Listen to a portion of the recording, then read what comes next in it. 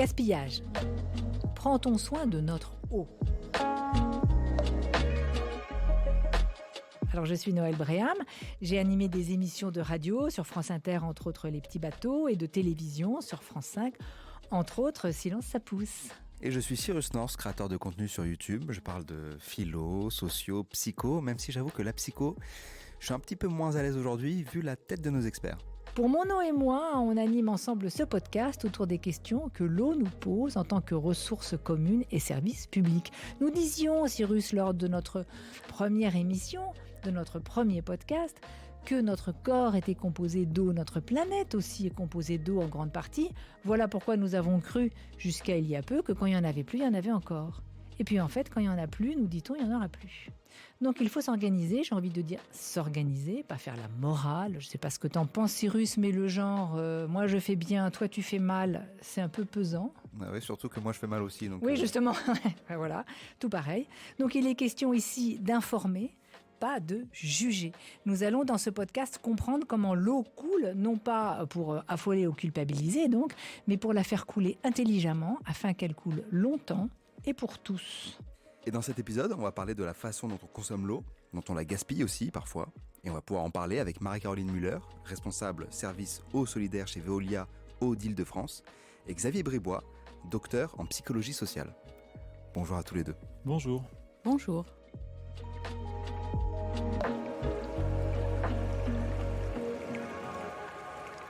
Marie-Caroline, vous êtes responsable donc du service eau solidaire, ce qui veut dire ? Alors, Eau solidaire, c'est le programme de solidarité du service de l'eau. L'objectif, c'est mettre en œuvre le droit à l'eau pour tous dans des conditions économiques acceptables. Donc, c'est vraiment aider le public le plus fragile à mieux maîtriser son budget eau. Et vous, Xavier Bribois, donc docteur en psychologie sociale, ce qui veut dire que vous travaillez sur nos comportements vis-à-vis de l'eau, avec l'eau ? Je fais essentiellement de la recherche et de l'application sur les comportements en général. Et ça s'applique beaucoup au sujet de la transition écologique parce qu'il y a beaucoup de sujets en ce moment dont il faut s'occuper. Et de l'eau un petit peu spécifiquement parmi un ensemble parce qu'en fait les comportements sont organisés par les mêmes phénomènes psychiques, quels qu'ils soient. Très clair. C'est marrant parce que avant ces podcasts, j'ai fait une story pour inviter mes followers à me poser des questions sur l'eau. Et je pense que les questions qui sont le plus revenues sont celles autour du gaspillage. C'est vraiment un sujet qui intéresse les gens. En tout cas, c'est une des premières questions qui vient. Et je vais vous poser peut-être l'une de ces questions pour commencer. Il y a une question qui m'a un peu surprise, c'est comment transformer son appart pour économiser de l'eau. C'est vrai qu'on n'y pense pas forcément à qu'est-ce qu'on pourrait faire sur le long terme pour juste économiser de l'eau. Et donc, c'est pas forcément des petits gestes, mais c'est plus de grosses actions. Alors effectivement, au niveau des équipements, on utilise l'eau à différents endroits dans la maison. C'est la chasse d'eau. La chasse d'eau, c'est facile de changer son réservoir qui faisait 10 litres en un réservoir de 6 litres. Là, on économise 4 litres à chaque fois. On met une bouteille dedans ? On peut mettre une bouteille dedans, effectivement. On peut aussi s'équiper d'un bouton poussoir à double débit. Et là, on n'utilise plus que 3 litres quand on fait une petite chasse d'eau. Premier niveau d'économie. Deuxième niveau, lave-linge, lave-vaisselle, c'est aussi des machines qui utilisent beaucoup d'eau. Et les derniers lave-linges sont vraiment beaucoup plus économes. Donc on a vraiment intérêt à changer son vieil équipement pour basculer sur du plus récent. Oui, mais Marie-Caroline Müller, le lave-linge, c'est moi qui le paye. Est-ce que c'est rentable pour le particulier ? Alors, c'est rentable à long terme parce que ça utilise aussi moins d'électricité. Donc on économise sur l'eau et sur l'énergie. Après, l'un des points où on peut vraiment, et là on bascule non plus des équipements vers les usages, c'est vraiment la partie sanitaire, donc l'eau qu'on utilise pour se laver, que ce soit dans le bain ou dans la douche. C'est presque 40% de la consommation d'eau d'un ménage. Peut-être juste un chiffre, si on passe d'une douche de 15 minutes, alors c'est long 15 minutes, mais parfois on en prend des 15 minutes. Ça c'est une douche d'adolescent. Hein. Ça c'est une vraie douche d'adolescent. J'ai peu grandi. Si on passe de 15 minutes à 5 minutes, donc 10 minutes au moins par jour, c'est 120 litres déjà chaque jour. Et à la fin de l'année, c'est presque 43 000 litres d'eau. Alors 43 000 litres d'eau, c'est compliqué à imaginer ce que ça fait. Ça fait presque 300 baignoires ou 3 containers sur un port. C'est beaucoup. C'est beaucoup. Alors, est-ce qu'on peut pas, là, moi je m'adresse aux sociologues, plutôt que de dire, on parlait de douche d'adolescent ou de douche de Cyrus qui dure donc un quart d'heure, mais plutôt que de dire, tu te douches trop longtemps, c'est pas bien, ce qui est culpabilisant, est-ce qu'on peut pas dire, finalement, pour se laver, on a besoin de 3 minutes. Les 10 minutes qui suivent, c'est de la détente.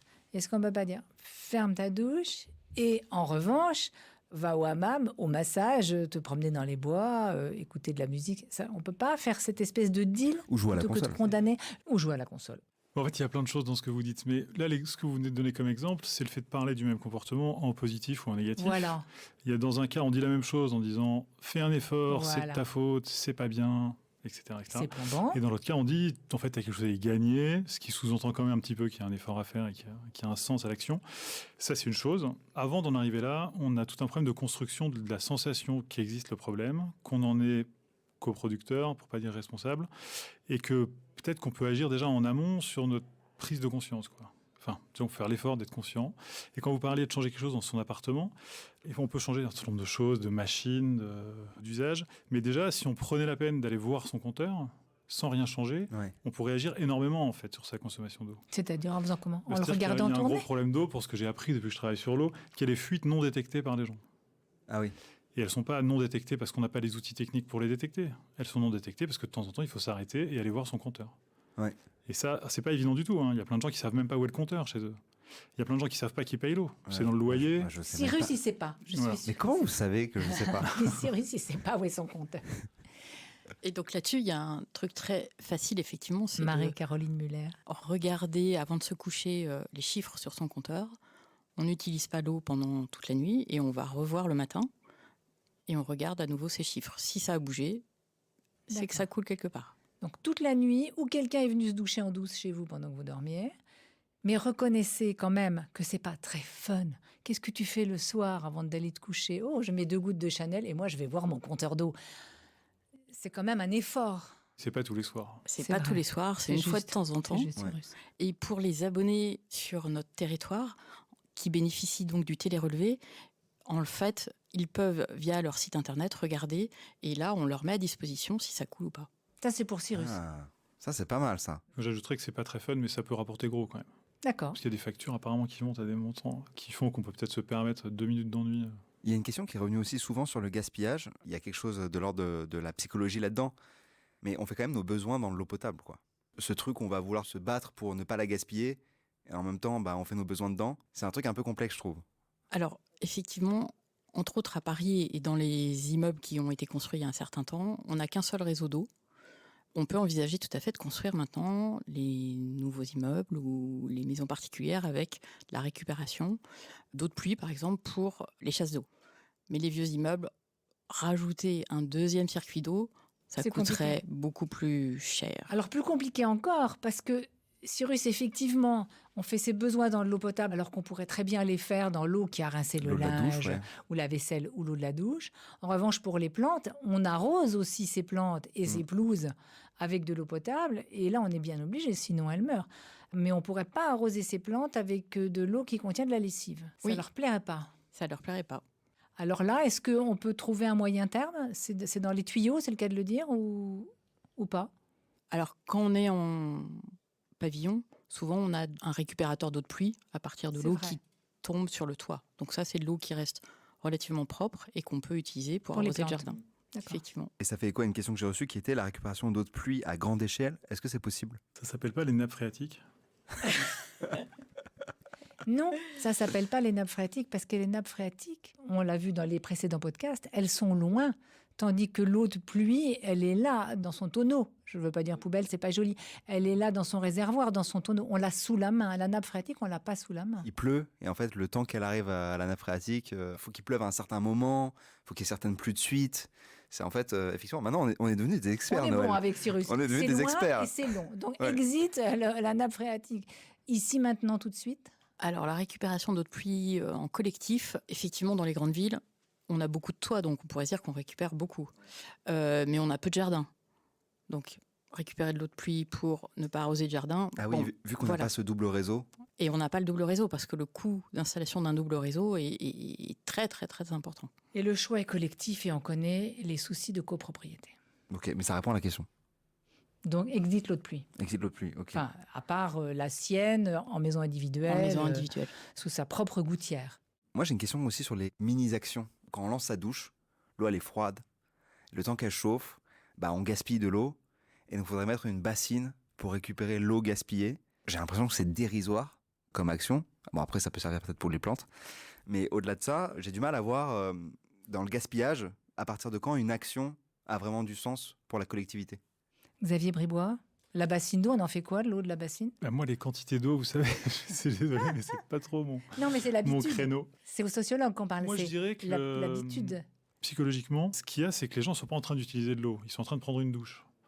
Ils ne sont pas en train d'utiliser de l'énergie, ils sont en train d'utiliser la cuisinière pour faire à manger. Donc on ne se rend pas compte. Et en fait, on n'est pas en train de consommer de l'eau. Je pense que l'étape, c'est de se rendre compte. Après, chacun fait un peu ce qui lui paraît accessible, en fonction de ses pratiques aussi. Vous êtes en train de nous dire, Xavier Bribois, que l'eau qu'on consomme, c'est comme l'air qu'on respire. C'est là, c'est à profusion, c'est à disposition. On n'a pas le sentiment de consommer. C'est quelque chose de très nouveau. C'est ça que vous nous dites, Xavier Bribois. Je dis pas que c'est nouveau. On a une histoire de gestion des ressources qui est pas arrivée avant-hier. On a souvent des personnes âgées qui nous disent mais c'est dingue de devoir apprendre aux jeunes à consommer correctement de l'eau ou d'autres ressources d'ailleurs. Alors que nous on le faisait très bien et qu'on a transmis depuis je sais pas l'Antiquité ces pratiques-là. Donc c'est pas la nouveauté je pense qui caractérise le plus ça. C'est plus la prise de conscience. Et peut-être aussi quand l'eau on va la chercher, qu'on la porte, ce qui est souvent d'ailleurs le travail des femmes, pas forcément en Île-de-France mais dans le monde. Quand vous avez porté votre eau sur votre tête pendant 2 kilomètres, je peux vous dire qu'on l'économise. Je crois que les bouteilles d'eau dans les supermarchés ont un peu cette fonction. Oui, c'est vrai. Noël, on est très bien là, mais je sais pas ce que t'en penses. J'irai bien dans le sud, au micro de BFM Télé.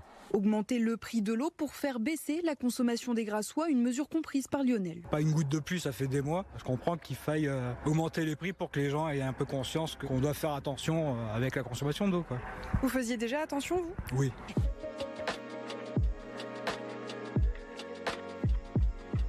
Faire attention, Xavier Bribois, c'est votre truc ça finalement. C'est une partie du truc. Une fois qu'on est attentif, il faut encore se poser des questions et avoir l'intention de faire une certaine chose plutôt qu'une autre. Parce que je peux être attentif et me dire, j'ai hyper envie de prendre des douches de 3h30, d'investir dans une piscine, dans une douche plafonnier, là, machin. Non, l'attention prime. Ensuite, il y a la question de quelle intention on a et des raisons qu'on a de fabriquer une intention, avec un sens, avec une représentation de soi, de son mode de vie, des aspirations, enfin tout ce qui fait qu'on fait des choses plutôt que d'autres. Et après, il y a encore une dernière étape qui est de s'y mettre, qui est de le faire effectivement. Parce que moi, j'ai l'intention de faire du sport, mais j'en fais pas. Ou d'autres choses. Ça suffit pas d'avoir l'intention. Le syndrome du 1er janvier. Et alors l'argent, comme nous venons de l'entendre dans ce son, c'est une motivation, oui ou non ? C'est une motivation, c'est un paramètre de l'ensemble de ce qui se déroule. C'est un élément de contexte qui va nous servir à nous repérer. Mais pour le coup, sans jeu de mots, le prix de l'eau, on ne le connaît pas. Enfin, en tout cas, le prix de l'eau qu'on consomme au robinet. Je ne suis pas certain que pour beaucoup de gens, cette augmentation du prix, elle soit visible. Là, ils l'entendent peut-être à la radio ou à la télé. Mais en vrai, il y en a beaucoup qui le découvriront 1 an plus tard dans leur réactualisation de charge. Ils ne sauront même plus à quoi ça correspond. Et ils seront bien incapables de savoir s'ils ont pris une douche de 15 minutes ou de 5 minutes à ce moment-là. Et on a des petites expériences rigolotes, enfin pas rigolotes d'ailleurs, mais des petits retours historiques de choses qui ont été tentées sur les prix. Alors je ne suis pas un spécialiste de l'élasticité prix, mais bon, il y a quand même beaucoup de choses. Notamment en Corée, un jour, ils ont décidé d'augmenter le prix des paquets de cigarettes de 80%. Ils ont prévenu la population, mais d'un jour à l'autre, c'est passé d'un certain prix à le même plus 80%. Et ben ça n'a pas réduit le nombre de fumeurs. Ça a réduit un petit peu le nombre de cigarettes consommées. C'est-à-dire que le fumeur moyen, c'est un peu restreint. Et par contre, ça a eu un effet intéressant, c'est qu'il y a plein de nouveaux fumeurs, parce qu'il y a en permanence des nouveaux fumeurs qui arrivent. Et là, il y a eu un trou dans le nombre de nouveaux fumeurs. Donc ça a au moins eu le mérite de rendre plus difficile de commencer à fumer, pour ceux qui n'ont pas les moyens notamment, qui se sont dit, tiens, en fait, je ne vais pas acheter des cigarettes, parce que c'est encore plus cher qu'avant. Et j'ai un autre exemple, pendant que j'y suis, qui, rappelez-vous, récemment, le prix du carburant a augmenté très fort. Alors ça n'arrête pas d'augmenter, de baisser et de réaugmenter, mais globalement, spécifiquement, oui. Entre 2019 et 2022, il a pris 35% de son prix. En proportion de ça, la consommation, elle a réduit de, à votre avis ? 0. Quand même un petit peu. De 7%. Ah ouais. Donc un peu plus de 5 fois moins. Parce qu'en fait, il n'y a pas que le prix. Les gens, ils se déplacent. Bah oui, et là, les gens, ils mangent, ils se douchent, ouais. ils utilisent des machines à laver. C'est plus cher. Il y en a beaucoup, ils vont juste payer plus cher, en fait. Donc, ce n'est pas une motivation. Le prix n'est pas une motivation. Ça participe, mais ça ne suffit pas forcément. J'ai une question pour revenir sur le gaspillage. On parle aussi beaucoup des piscines ou des golfs. Ouais, des terrains de golf et tout. Des jacuzzis. Mais je reviens sur les piscines, les jacuzzis, etc. C'est problématique dans cette logique du gaspillage. Marie-Caroline Muller. Alors, en Île-de-France, on a la chance de ne pas avoir trop de piscines individuelles. les pavillons sont trop petits, donc il n'y a pas la place pour construire des piscines et le temps n'est pas si C'est clément pas le que ça. sud. C'est pas le sud. Donc on n'est pas confronté, nous, à cette problématique. Aujourd'hui, on sait que sur notre territoire, nos 150 communes, 75% du volume finalement qu'on produit est utilisé par les habitants pour leur consommation humaine. Donc c'est vraiment cette cible-là, c'est vraiment les foyers un par un qu'il va falloir convaincre petit à petit de changer leurs équipements ou de modifier leurs usages. Vous avez dit, Marie-Caroline Muller, changer leurs équipements. Finalement, vous traquez plus la fuite que la piscine. Ah, c'est clair. On traque la fuite et en particulier le service au solidaire. On est en permanence en lien avec les copropriétés pour leur dire il y a des fuites, il y a des fuites. Ça peut être parfois 80 mètres cubes par jour de fuite. Dernier exemple sur lequel on est intervenu, 80 000 litres par jour qui coulaient dans la cave. Quand vous allez, par exemple, dans un restaurant ou un café et que vous vous apercevez que les toilettes fuient, c'est assez fréquent. Vous le dites ou vous le dites pas? Moi, je le dis. Heureusement. Depuis peu, je le dis beaucoup, parce que je travaille pas mal sur l'eau. Mais c'est vrai qu'avant, je n'étais pas forcément sensibilisé. Cyrus? Je pense que j'ai jamais fait attention, donc c'est pour vous dire à quel point ce n'est pas dans mes préoccupations. Mais ça va changer, j'ai bien compris.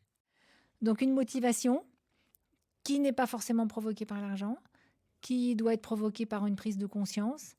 Et vous visez, si j'en crois les Coréens, c'est plutôt les nouveaux fumeurs qui ne s'y mettent pas. Pour moi, c'est cuit, la consommation d'eau. C'est plutôt les jeunes, là, maintenant, qu'il faut motiver. En même temps, c'est les ados qui prennent des douches de 15 minutes, non? C'est vrai. Vous disiez. Oui, c'est vrai. Alors, je suis pas venu les mains vides, j'ai quelques éléments factuels et je vois qu'il y a seulement 7% de l'eau qui est utilisée à domicile pour boire ou cuisiner. Le reste, ça sert à quoi? Alors effectivement, au sein d'une famille, il y a 7% qui est utilisé dans les usages alimentaires.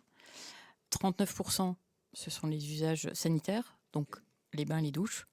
Il y a 10% pour la vaisselle, donc ça c'est un vrai poste où on peut économiser. Il vaut mieux un lave-vaisselle, alors ça coûte plus cher à l'achat, mais un lave-vaisselle c'est 15 litres par lave-vaisselle, alors que si on fait la vaisselle à la main en laissant couler l'eau, en 1 minute, en fait, il y a 12 litres Ah oui, d'accord. qui coulent de En robinet. 1 minute? En 1 minute, ça c'est vraiment un chiffre clé, un ordre de grandeur.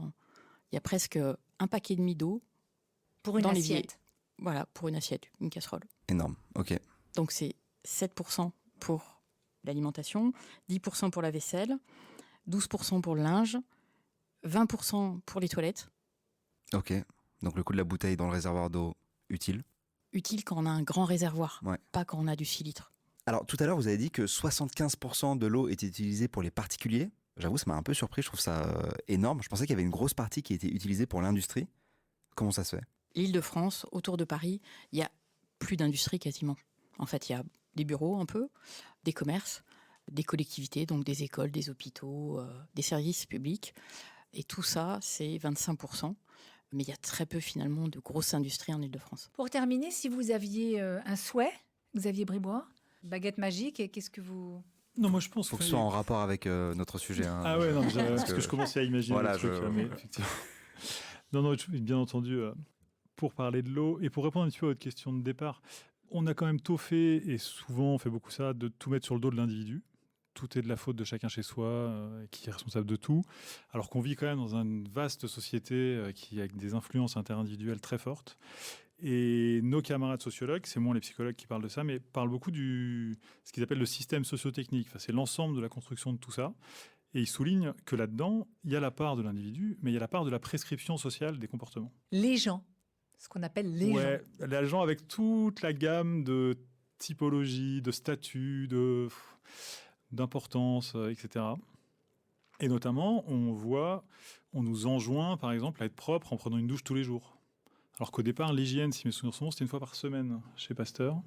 Alors je dis pas qu'il faut revenir à ça, mais finalement, on se règle sur quelque chose qui n'a pas à voir avec la quantité d'eau, mais au fait de sentir bon, ou en tout cas de ne pas sentir mauvais, sans doute. De la même manière, moi, je vois souvent passer des pubs pour ce qu'ils appellent les ciels de pluie, là, des espèces de pommeaux de douche géants qu'on met au-dessus de sa tête. Alors ça consomme, je ne sais pas combien, Marie-Caroline, mais sans doute plus que 12 litres d'eau par minute, ou en tout cas le maximum. Et ça, on a en permanence une pression à la consommation, en fait.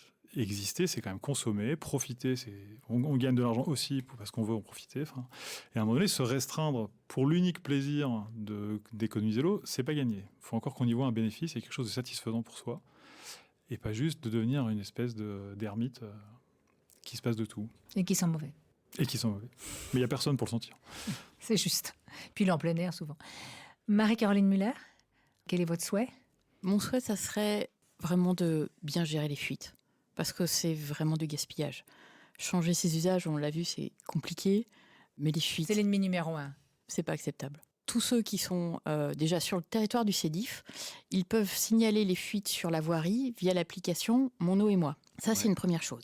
Et puis, à l'intérieur de la maison, ceux qui sont abonnés peuvent aussi recevoir des alertes. Ils reçoivent des alertes déjà en cas de fuite chez eux.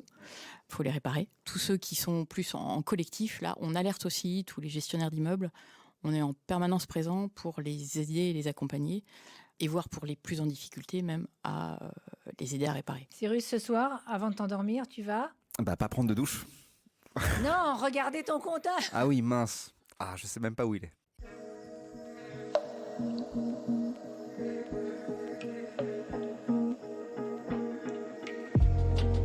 Eh bien, merci. C'était intéressant de découvrir ce que chacun peut faire. On s'intéresse à d'autres aspects de l'eau dans 3 autres épisodes que nous vous invitons à écouter. Et si vous voulez vous familiariser aux bons réflexes avec un peu d'humour, allez découvrir la web-série Concernés. Le lien est dans la description du podcast.